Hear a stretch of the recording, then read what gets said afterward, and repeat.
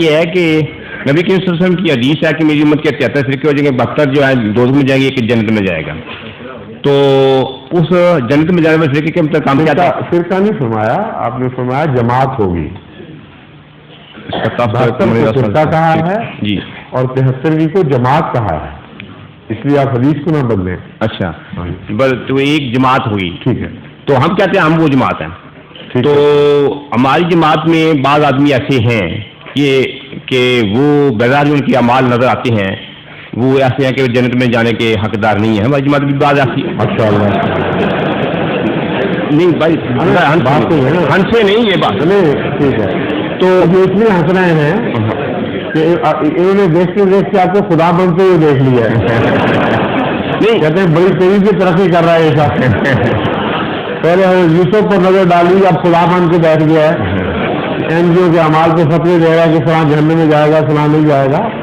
آپ کو کس نے اختیار دیا حضور؟ یہ اور دوسرے یہ غیر ہم بھی سوال کرتے ہیں. نہیں بات سنیں جی غیر بھی سنیں، آپ اس کو غیر انجیوں کی طرح سوال کر رہے ہیں. جی بات یہ ہے کہ آپ ایک بات سے ایک استنباط غلط کر کے اسے کلیتاً صادر کر رہے ہیں. یہ دونوں طرف یہ بات غلط ہے. یہ کہنا کہ نعوذ باللہ من ذالک امت محمدیہ کا ہر فرد جو احمدی نہیں ہے وہ جہنمی ہے، بالکل جھوٹ ہے. جی ہر دن یہ مراد نہیں ہے. ٹھیک ہے. کل کے نعرے سے مراد یہ ہے کہ وہ سارے ناری فرقے ہیں، لیکن ناری فرقوں کا ہر فرد بشر ناری ہونا ضروری نہیں ہے. جی ناری ان معنوں میں اظہار ناراضگی ہے، ان کے اختلافات کی وجہ سے، ان کی غلطیوں کی وجہ سے صرف ایک ناراضگی کا اظہار ہے. ورنہ قرآن کریم بتاتا ہے کہ یہودیوں میں سے بھی لوگ جنتی ہو سکتے ہیں، عیسائیوں میں سے بھی ہو سکتے ہیں. نعوذ باللہ امت محمدیہ پر یہ بلا پڑ جانی تھی کہ سارے فرقے پوری طرح ہر فرد بشر کے ساتھ جہنمی ہو جائیں. خدا کا خوف کریں.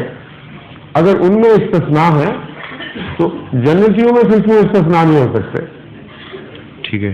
جو بھی اہمیت میں شامل ہے اس کو جنت کی ضمانت نہیں دی. جی وہ ایک جنتی فرقے سے مراد یہ ہے کہ ان کی سوچیں، ان کی فکریں، ان کے اعتقادات صالح ہیں. شرط اس میں ایک شرط بیچ میں ہوتی ہے مخفی. وہ شرط مخفی یہ ہے جو عقل سے سمجھ آتی ہے، بشرطے کہ وہ لوگ نیک اعمال بھی ہوں اور جو باتیں مانتے ہیں ان پر عمل بھی کرنے والے ہوں. اس شرط کے ساتھ احمدی جنتی بنتے ہیں، اور اسی شرط کے ساتھ غیر جہنمی بنیں گے وہ جو وقت کے امام کی مخالفت میں شرارت کرنے والے ہوں، جو ان کے لیڈرز ہیں اور ان کے اعمال خدا کی نظر میں ہیں. ان میں سے بھی وہ جو غلط فہمی کا شکار ہوں گے ان کو اللہ تعالیٰ کبھی نہیں پکڑے گا. اس لیے ایسے بڑے بڑے دعوے نہ کیا کریں جو احمدیت کا حلیہ ہی بگاڑ کر لوگوں کے سامنے پیش کریں. جی نہیں، یہ سوال تو انہوں نے کیا تھا کہ آپ کی جماعت میں بھی ایسے نظر آتے ہیں جو بظاہر ہے. تو آپ نے ہاں بظاہر کہیں تو پھر بظاہر ہے تو اللہ کا ان سے معاملہ ہو سکتا ہے، ان میں سے کوئی چلا بھی جائے اسی طرح. اس سے کون زمان آپ یہ آپ تھوڑی سی عقل سے کام لیں. آپ نے وہاں جامعہ وقف میں تعلیم حاصل کی، آپ کو میں نے بھی پڑھایا ہوا ہے. آپ کو یہ پتا ہے، وہ حدیث بھی پڑھی ہوئی ہے کہ قیامت کے دن رسول اللہ صلی اللہ علیہ وسلم دیکھیں گے کہ ان کے صحابہ میں سے جو ان کے ساتھی تھے کچھ لوگوں کو جہنم کی طرف لے جایا جا رہا ہے. جی سنا ہوا کہ نہیں آپ نے؟ پڑھا. بخاری کے بعد بخاری سے صرف استنباط کرتے ہیں جی کہ مجھے نہیں بھائی عیسیٰ والی آیت انہوں نے مجھے نہیں پتا میرے بات پھر کیا ہو. ٹھیک ہے. اب بتائیے اگر ان جنتیوں میں سے بھی جن کے متعلق فتویٰ یہ ہے کہ اس سے بہتر جنتیوں کا گروہ کبھی پیدا نہیں ہوا، ٹھیک ہے، سنت من الاولین، جی لیکن آخرین میں سے سنت کا لفظ استعمال نہیں ہوا. ٹھیک ہے. وہ بڑا گروہ تھا. جی قلیل من الاخرین، آخرین میں سے نسبتاً کم اس مرتبے کے لوگ ہیں. ٹھیک ہے. اس کے باوجود ان میں ایسے لوگ تھے.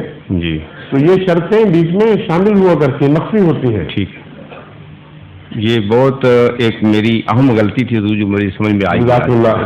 لیکن کتنے مرتبہ سے آپ بات کر چکے ہیں ہرانے کے لیے ان کو؟ نہیں ہرانے کے لیے نہیں سر، ضرور اس میں سمجھ نہیں آئی. میں آپ کو جانتا ہوں بس چٹکلے چھوڑنے کی آپ کو عادت ہے، بس کریں کافی ہو گئی. دل جیتنے کی کوشش کیا کریں. تیسرا سوال تھا، تیسرا کہنا چاہیے تیسرا سوال ظہور